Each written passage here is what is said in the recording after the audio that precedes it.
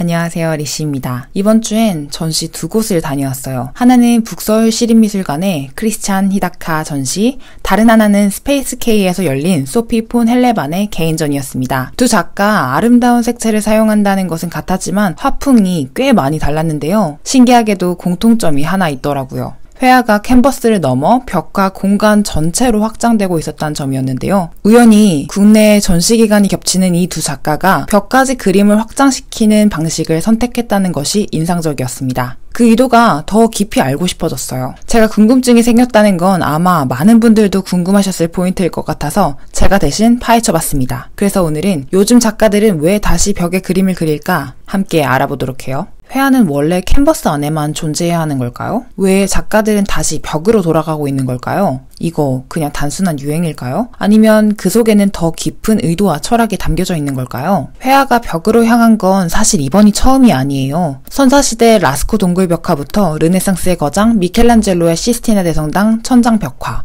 20세기 현대미술에서 벽화는 주로 사회적 메시지를 담는 역할을 했는데요. 멕시코 출신 디에고 리베라는 자국의 역사와 현실을, 파블로 피카소는 스페인 내전의 참상을 게르니카 작품에 담았습니다. 그리고 길거리의 낙서, 스트릿 아트, 그라피티 아트를 예술로 승화시킨 작가들이 미술계의 주류로 등장하게 되죠. 대표적인 그라피티 아트의 대가로는 키스에린과 바스키아, 그리고 뱅시가 있습니다. 이처럼 벽화는 시대마다 다른 역할을 해왔고 지금 이렇게 우리 앞에 다시 부활하고 있습니다.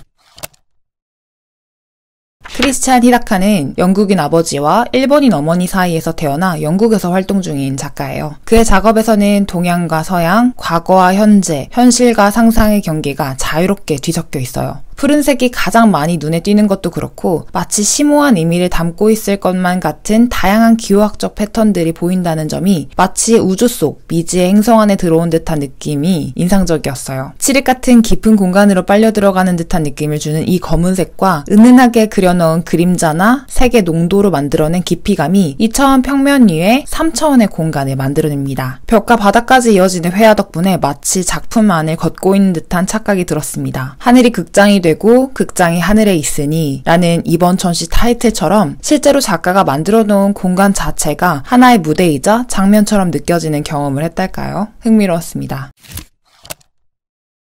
마치 동화책 속으로 들어온 것 같지 않아요? 소피 폰 헬레반은 독일에서 태어나 영국에서 활동 중인 작가예요. 이 전시는 너무 독특하게도 한국을 직접 경험해본 적 없는 서양 화가가 한국의 전통 축제, 단오를 주제로 만들어낸 작품들이에요. 실제 한국을 방문한 적은 없지만 전시를 준비하며 미술관 측에서 전달받은 서적을 베이스로 상상력을 발휘해서 작업을 했다고 해요. 독일에서 태어나 어린 시절 영국으로 이민을 가게 된 소피는 두 언어가 모두 서툴었던 시기 글과 언어보단 그림으로 자신을 표현하는 것이 더 익숙했다고 해요. 그래서인지 그녀의 그림은 어떤 단어로 표현하기 이전에 가슴으로 전달되는 따뜻함이 있어요. 가장 한국적인 전통을 이번 전시의 주제로 삼은 이도는 작가 본인의 예술의 언어로 한국의 전통을 담아냄으로써 한국 관객들과 더 가깝게 소통하고 친밀한 유대감을 쌓고 싶어서가 아니었을까 생각했습니다. 파스텔 톤의 색감, 몽환적인 붓질, 그리고 벽 전체를 감싸는 듯한 분위기가 동화 속 공간에 들어온 것 같은 느낌을 줬어요. 하나의 장면에서 감정이 벽을 타고 하늘로 퍼져나가는 것 같았어요. 황홀한 느낌이 들었는데 이건 진짜 직접 경험해봐야 돼요.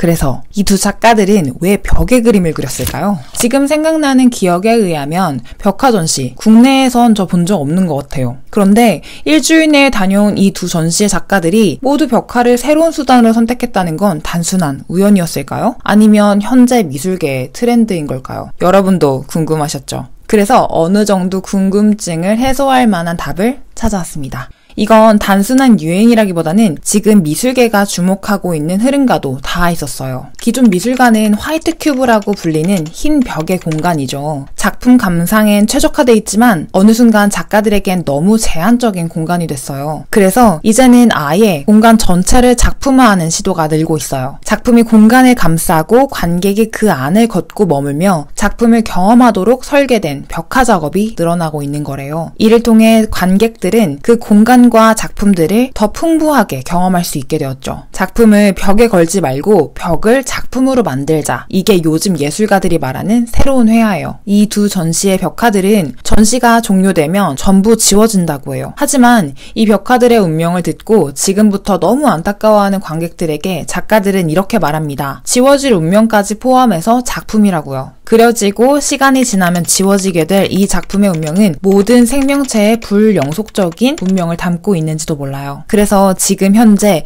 이 시간이 소중할 수 있는 것이고요. 기록이 아니라 지금 이 순간을 경험하게 만드는 예술. 영원히 남지 않아도 지금 작품과 소통하고 있는 관객들의 눈과 마음에는 오랫동안 남게 될 경험을 선사했습니다. 미술의 역사를 거슬러 올라가 보면 인류가 처음으로 그림을 그린 곳도 벽이었어요. 라스코 동굴벽화는 문자보다도 더 먼저 존재했습니다. 문자도 없던 시대 사람들은 벽에 그림을 그려서 기록하고 소통했죠. 어쩌면 2025년에 벽화를 그리는 이 행위 자체가 미술사 자체를 소환하는 행위라고 볼 수 있어요. 마치 동시대 작가 작품에도 여전히 반 고흐의 화풍과 피카소의 큐비즘, 초현실주의적인 요소들이 빈번히 소환되는 것처럼요. 미술의 역사에서 가장 오래된 벽화를 다시 선택함으로써 문명 이전에 순수했던 예술 그 자체, 순수한 창작의 마음, 표현의 본능을 되살리고자 하는 행위일지도 몰라요. 그림을 보고 좋았다면 그걸로 충분한 것 아닐까요? 예술은 애초에 누군가의 칭찬이나 평가를 위해 존재한 게 아니었으니까요. 표현하고 나누고 그 순간을 함께하는 것, 그게 예술이 가진 가장 큰 힘 아닐까요? 여러분, 그림은 꼭 벽에 걸려 있어야 할까요? 아니면 우리가 걷고 있는 이 공간 전체가 미술작품이 될 수도 있을까요? 여러분은 어떻게 느끼셨나요? 아직 전시를 방문하시기 전이라면 오늘 제가 소개해드린 특징들을 참고해서 전시를 감상해보시는 건 어떨까요? 영상이 흥미로우셨다면 좋아요와 구독도 부탁드릴게요.